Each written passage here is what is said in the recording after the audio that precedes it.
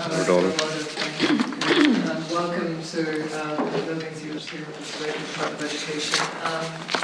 It's great to hear your update, Mr. Loftus, about how you're providing for over 1 million students and over 100,000 staff. Like, when we put those figures, when we talk about those figures, we realise what a mammoth task that you achieve. And I suppose really, firstly, just to acknowledge that, to acknowledge the speed as well of additional accommodation. I really have seen that in my own area. I represent Roscommon Galway. I'm based in Ballinasloe. I have seen what's been done in terms of additional accommodation and the speed of delivery on that.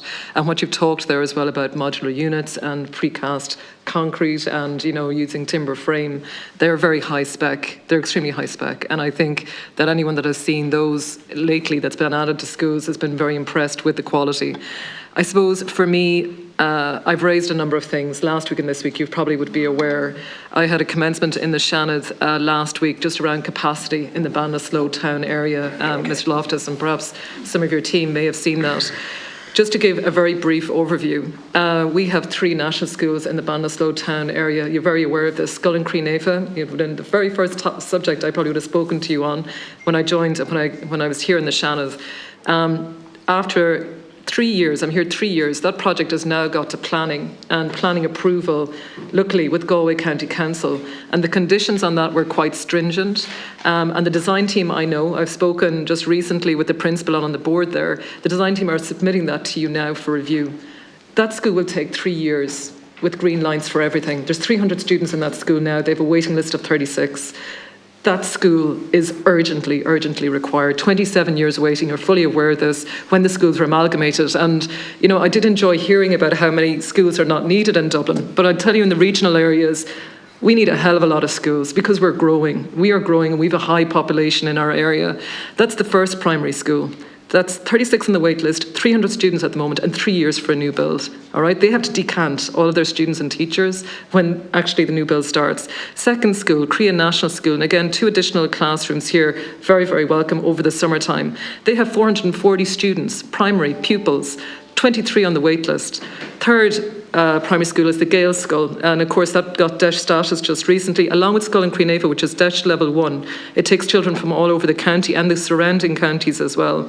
My question is, number one, Mr. Loftus, is the priority commitment here in terms of the Department of Education reviewing what the design team submit into you around the new build here, and to progress this with Galway County Council in terms of us seeing that this is a priority project for a start of 2024. If we're taking in that the next number of months is to review the design.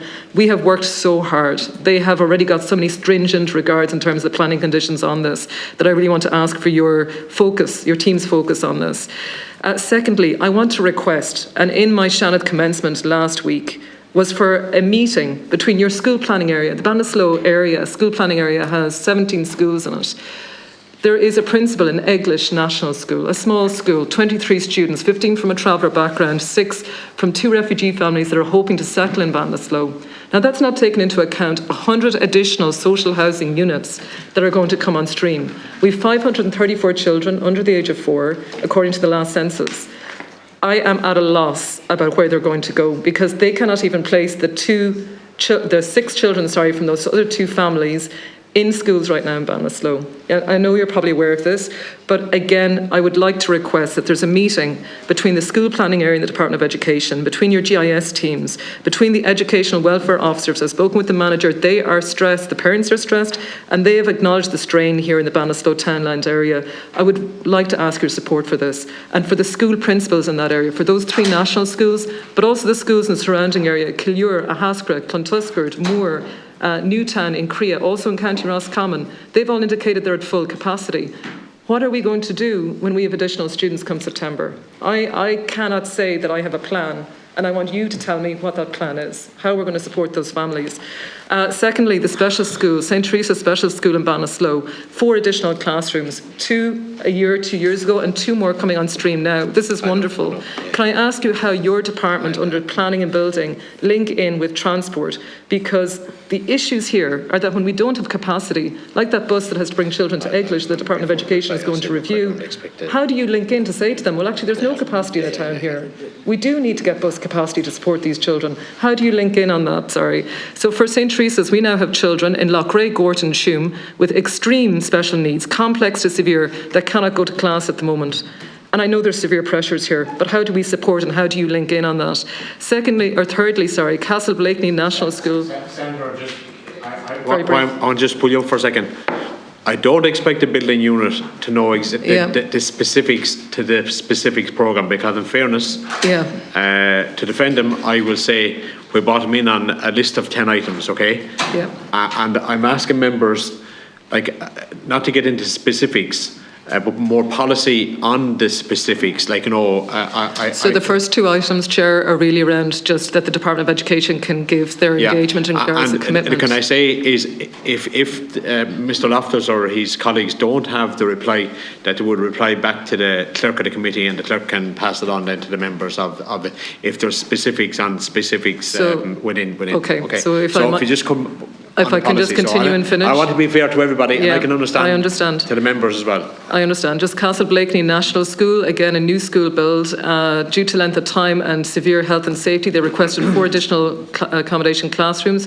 Now it appears that somehow that's been mixed up. I just wanted to get some clarity around Castle Blakeney, St. Coon's College in Castle Blakeney.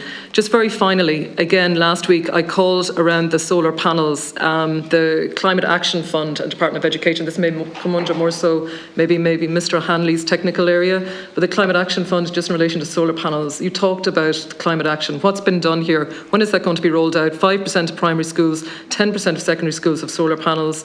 How can teachers apply for this? And are there limits for schools when they apply for these projects? Because there should be no limit on what they can apply for if there is something going to be opened up shortly in relation to solar panels.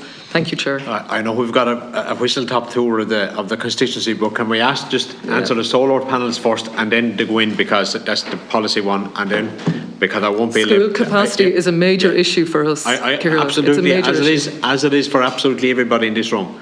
But I'll ask you on the solar panels first. That is a policy question, and then to go in to the other. But if you could just briefly answer the deputy, because I'm aware of everybody, and I'm trying to give everyone to be fair. So. And thank you, Senator, for your questions. In terms of the solar panels, we've been doing a lot of engagement with the Department of Environment and Climate in relation to the practicalities around that.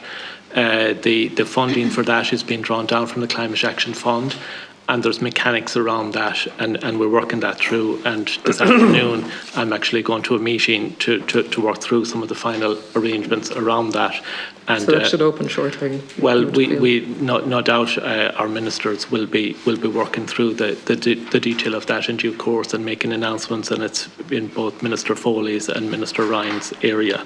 So that's something that'll work through, but we're certainly very conscious of getting that roll out, and that'll be a multi-annual programme to work that through. But it's an important measure, and it's part of our climate agenda. In terms of the other questions that you raise, I'm conscious of the issues. Squel and Cranefa is a long-running saga, and has been caught up in traffic management and planning issues for quite a while, and I'm aware that the green light has come through from a planning permission perspective, and we're conscious of that.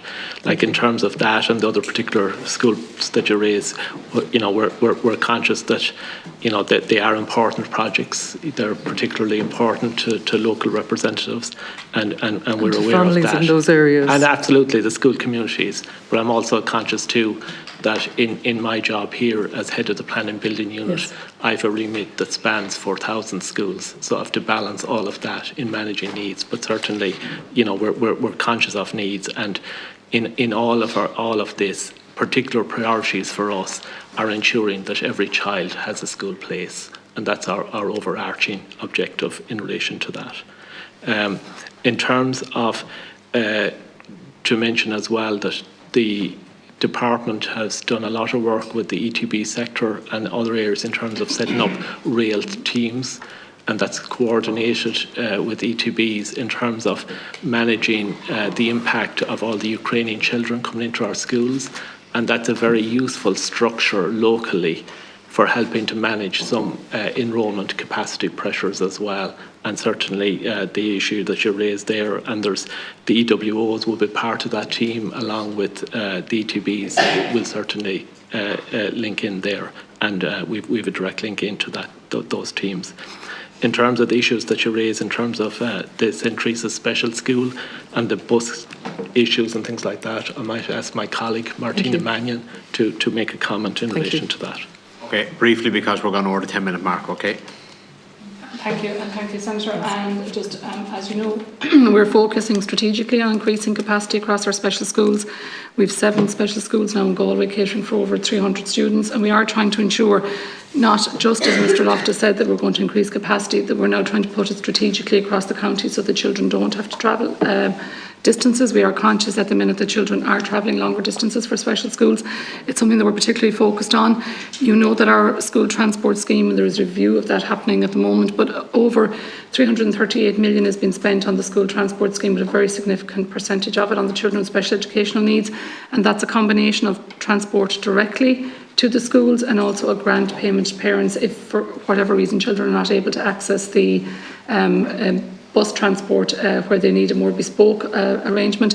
For a lot of the children attending special schools, it is a bespoke arrangement that is required for them. So I suppose we are very conscious of those issues and ensuring that we have that capacity. Thank you. Thank you.